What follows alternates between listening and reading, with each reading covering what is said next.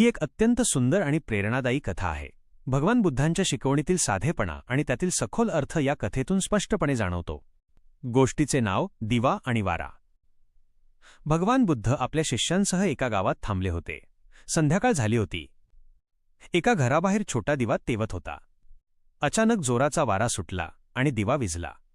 हे पाहून एक शिष्य निराशेने म्हणाला, महाराज, इतका छोटासा वारा आला आणि दिवा विझला. प्रकाश किती दुर्बल आहे. बुद्ध मंद हसले आणि म्हणाले, बेटा, दिवा दुर्बल नव्हता, त्याला योग्य संरक्षण नव्हते. तेवढ्यात घरमालक बाहेर आला. त्याने दिव्याभोवती काच ठेवली आणि पुन्हा दिवा लावला. वारा अजूनही वाहत होता, पण दिवा शांतपणे तेवत राहिला. बुद्धांनी शिष्यांना सांगितले, आपले मन हा दिवा आहे आणि लोभ, राग, मत्सर, टीका हे वारे आहेत. जर मनाला संयम, विवेक आणि आत्मविश्वासाचे संरक्षण दिले तर कितीही वादळ आले तरी मनाचा प्रकाश विझत नाही. या गोष्टीचा बोध मोरल. मन मजबूत असेल तर परिस्थिती आपल्याला हरवू शकत नाही. आतील शांतता हीच खरी ताकद आहे.